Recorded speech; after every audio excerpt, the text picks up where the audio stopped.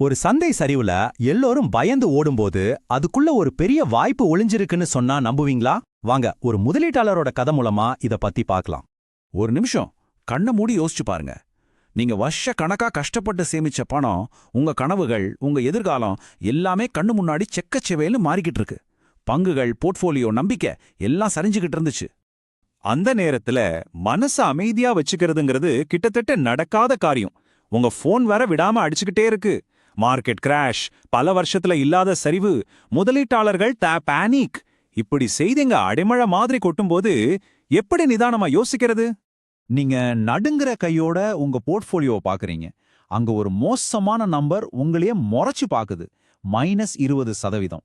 நீங்க கஷ்டப்பட்டு சம்பாதிச்ச பணத்துல ஒரு பெரிய பங்கு சில நாள்ல காத்துல கரைஞ்சு போன மாதிரி ஒரு ஃபீலிங்.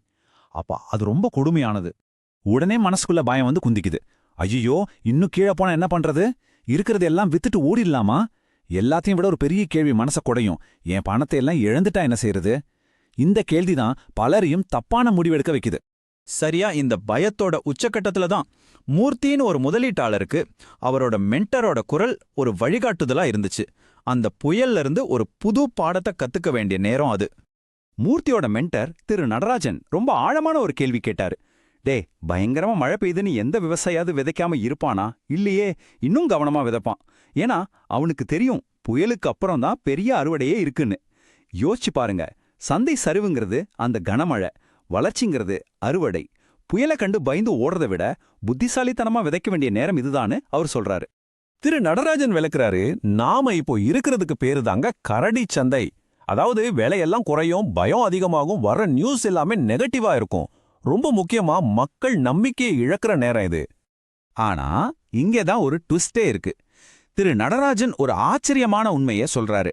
எல்லோரும் பயந்து ஓடுற இந்த கரடி சந்தையில தான் நிஜமான செல்வம் உருவாகுதுன்னு சொல்றாரு. அது எப்படி சாத்தியம்?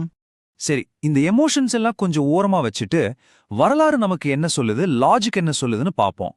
இந்த கடினமான உண்மையை நாம புரிஞ்சுக்கிட்டே ஆகணும். பாருங்க, ஒரு காலை சந்தையில, அதாவது மார்க்கெட் ராக்கெட் மாதிரி மேல போறப்போ யார் வேணும்னாலும் பணம் பண்ணலாம்.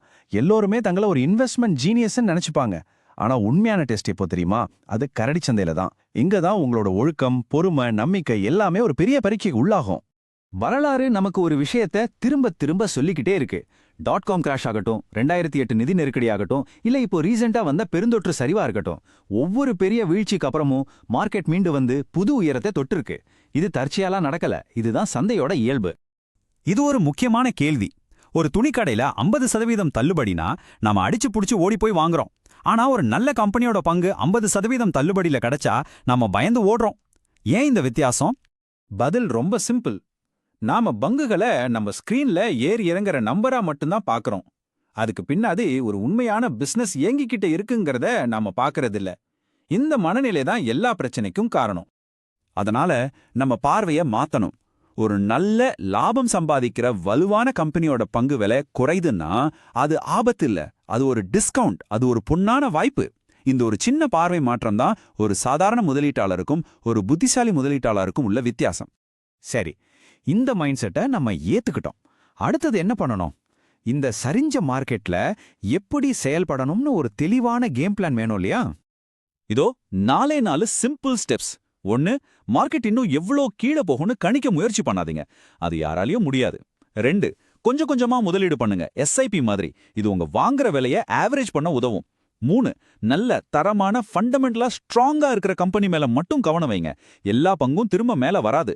கடைசியா 4வது ஸ்டெப், பொறுமையா இருங்க. பொறுமைதாங்க பெரிய சக்தி. செல்வம் ஒரே நாள்ல உருவாகிறதில்ல.